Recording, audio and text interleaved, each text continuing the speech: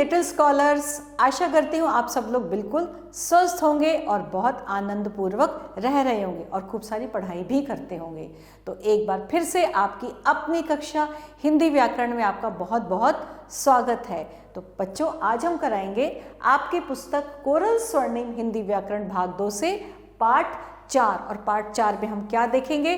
हम सीखेंगे संज्ञा, जिसे बोलते हैं इंग्लिश में नाउन। तो चलिए प्रारंभ करते हैं संज्ञा। प्यारे बच्चों, आज हम सीखेंगे व्याकरण में संज्ञा। तो क्या है संज्ञा? बच्चों, आप प्रतिदिन अपने आसपास अनेक वस्तुओं और व्यक्तियों को देखते हो। क्या आपको इनमें से कोई एक ऐसी वस्तु या व्यक्ति दिखाई देता है जिसका कोई भी नाम ना हो? नहीं, आप प्रत्येक वस्तु या व्यक्ति को किसी न किसी नाम से पुकारते हो। संसार में कोई भी वस्तु ऐसी नहीं है जिसका कोई नाम ना हो। तो इसकी क्या परिभाषा है?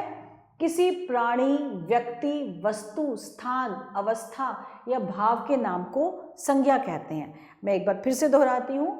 किसी व्यक्ति, प्राणी, वस्तु, स्थान, अवस्था या भाव के नाम को संज्ञा कहते हैं। जैसे व्यक्ति में महात्मा गांधी, मदर टेरेसा, पंडित जवाहरलाल नेहरू। प्राणी में लड़का यानी बालक, लड़की यानी कि बालिका, स्त्री यानी औरत, पुरुष यानी आदमी। कुत्ता, गाय, सांप, कबूतर। वस्तु में पुस्तक, कार, पंखा, कुर्सी। स्थान, शहर, गांव। अवस्था, बचपन, बुढ़ापा, गरीबी। भाव, जैसा प्यार, खटास या मिठास। इसी तरह अब हम क्या पढ़ेंगे? सबसे पहले हम पढ़ते हैं व्यक्तिवाचक संज्ञा। श्री कृष्ण व्यक्ति, ताजमहल इमारत, भारत स्थान, रामायण पुस्तक।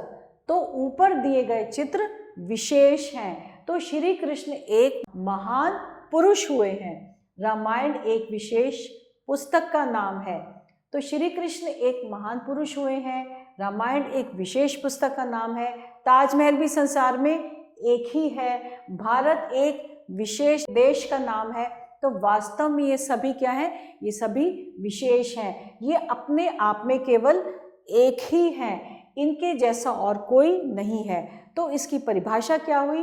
किसी विशेष व्यक्ति, वस्तु अथवा स्थान आदि के नाम को हम व्यक्तिवाचक संज्ञा कहते हैं। अब व्यक्तिवाचक संज्ञाएं क्या क्या है? जैसे व्यक्तियों के नाम राम, सुमन। स्थानों के नाम आगरा, दिल्ली। बच्चों, मैं थोड़ा थोड़ा पढ़ रही हूँ, इसके पूरा नहीं पढ़ रही, आप समझ जाएंगे। पहाड़ों के नाम हिमालय, सतपुड़ा। देशों के नाम भारत, चीन। नदियों के नाम गंगा, यमुना, सरस्वती। सड़कों के नाम संसद मार्ग, भगत सिंह मार्ग आदि। पुस्तकों के नाम जैसे गीता, बाइबल, रामायण आदि। राज्यों के नाम पंजाब, उत्तर प्रदेश, गुजरात आदि। सागरों के नाम अरब सागर, हिंदू सागर और अन्य भी सागर, है ना। तो ये क्या थे? व्यक्तिवाचक संज्ञाएं। और अब हम पढ़ेंगे जातिवाचक संज्ञाएं। जातिवाचक संज्ञाएं क्या होती हैं बच्चों? एक ही प्रकार की सभी वस्तुओं का जो बोध कराए वही संज्ञा जातिवाचक संज्ञा होती है। एक बार फिर से रिपीट करती हूँ। एक ही प्रकार की सभी वस्तुओं का जो बोध करवाए, कौन सी संज्ञा है? वो जातिवाचक संज्ञा। जैसे पुस्तक, फल, कबूतर, गाय। ऐसे ही ऊपर दिए गए चित्र में जो वस्तुएं दी गई थी, जो अभी आपने पढ़ी थी, वो और भी बहुत सारी वस्तुएं होती हैं। पुस्तकें कई प्रकार की होती हैं, फल भी कई प्रकार के होते हैं, कबूतर भी कई तरह के होते हैं और गाय भी अनेक प्रकार की होती हैं। तो वास्तव में ये सभी पुस्तक, फल, कबूतर, गाय अपनी पूरी जाति को प्रकट करने वाली संज्ञाएं हैं। एक का नाम लेने से इनकी पूरी जाति का ज्ञान हो जाता है। तो इसकी परिभाषा क्या हुई? इसकी परिभाषा है जिस संज्ञा से किसी व्यक्ति, वस्तु, स्थान आदि की जाति का ज्ञान होता है उसे हम जातिवाचक संज्ञाएं कहते हैं। कुर्सी, मेज, कलम, घर, फूल, बकरी, विद्यालय, मूर्ति, धोबी, छात्र, लड़का, लड़की आदि जो क्या है? ये है जातिवाचक संज्ञाएं, क्योंकि इन शब्दों का प्रयोग इस जाति की समस्त वस्तुओं के लिए समान रूप से किया जाता है। कुर्सी किसी भी प्रकार की हो सकती है, किसी भी आकार प्रकार की हो सकती है ना। सभी कुर्सियों के लिए कुर्सी शब्द का ही प्रयोग किया गया जाता है। यही नियम दिए गए अन्य शब्दों पर भी लागू होता है। अतः ये सभी शब्द जातिवाचक संज्ञा के अंतर्गत आते हैं। अब यह है कौन सी? भाववाचक संज्ञा।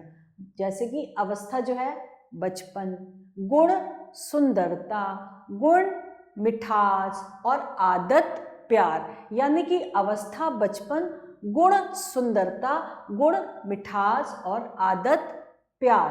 तो हम बच्चे को देख सकते हैं पर उसके बचपन को नहीं देख सकते।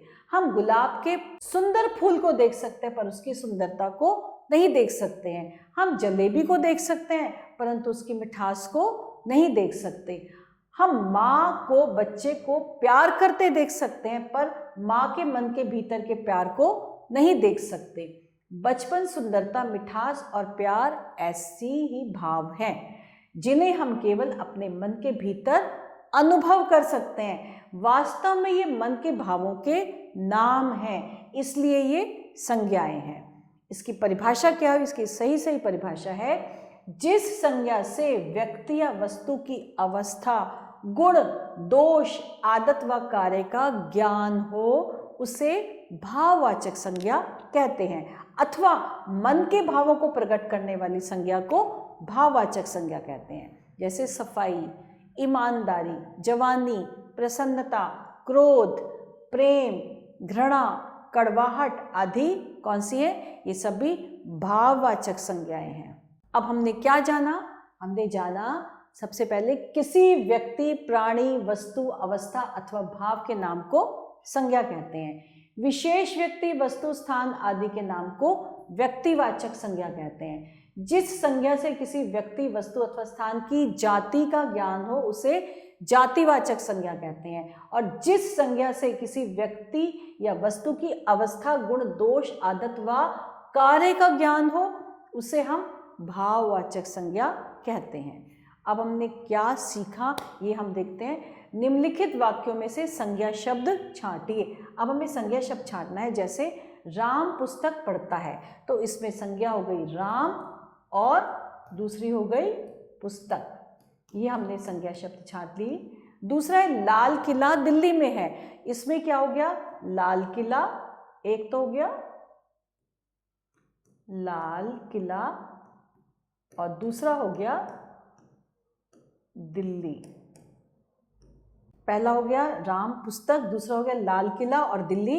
ईमानदारी का फल मीठा होता है, इसमें संज्ञा हो गई एक ईमानदारी,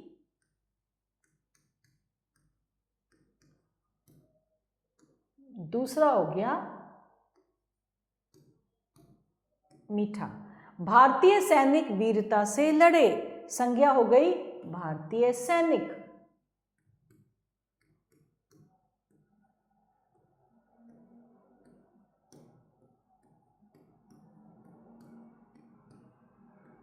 फिर है नेपाल हमारा पड़ोसी देश है, तो इसमें संज्ञा हो गई नेपाल। फिर है आज आकाश में काली घटा छाई है,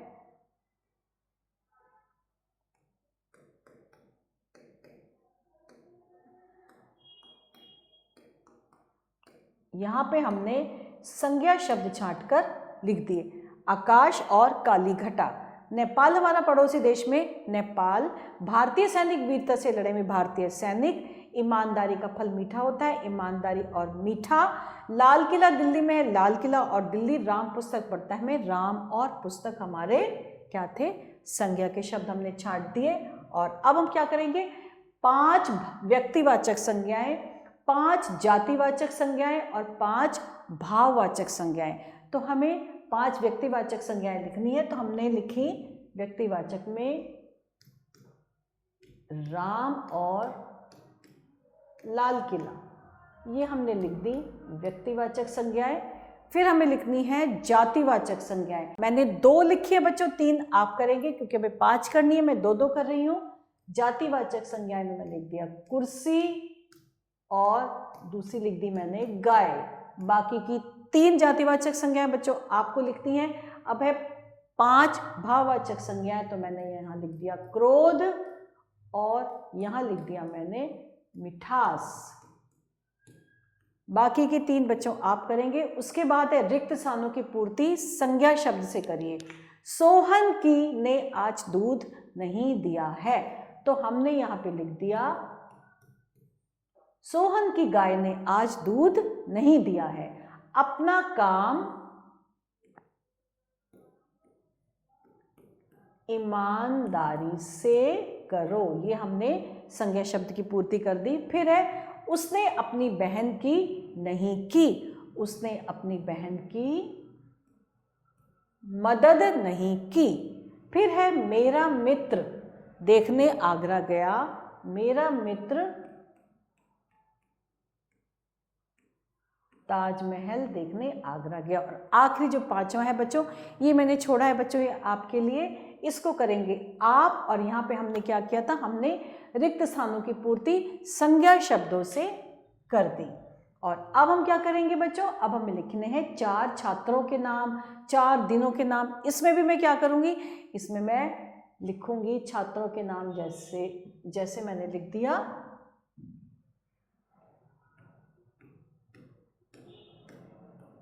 सीता, रमा, गगन और राम। और एक नाम मैंने आपके लिए छोड़ा है, वो आप करेंगे। ऐसे ही 4 दिनों के नाम भी लिखने हैं, जैसे मैंने लिख दिया रविवार और सोमवार। बाकी के 2 बच्चों ये आपके लिए कर रहे हैं। अब हमें 4 शहरों के नाम लिखते हैं, जिसमें से मैं 2 करूंगी, बाकी के 2 आप करेंगे। जैसे मैंने आगरा लिख दिया और यहाँ लिख दिया मैंने मुंबई, और बाकी के 2 आपको करने हैं। और अब करने हैं मुझे 4 गुणों के नाम, जैसे मैंने एक गुण लिख दिया ईमानदारी,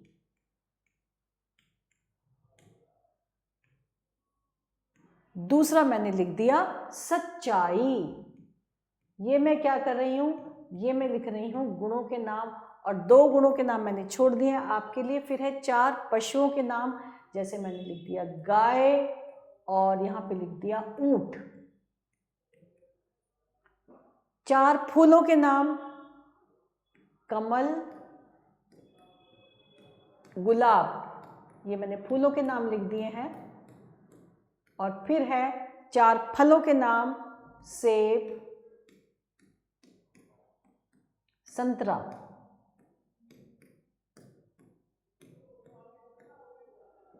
4 सब्जियों के नाम, मटर और आलू। बाकी के 2 बच्चों ये आपको करने हैं, बहुत आसान है और मुझे आशा है आप बड़े आसानी से कर लेंगे।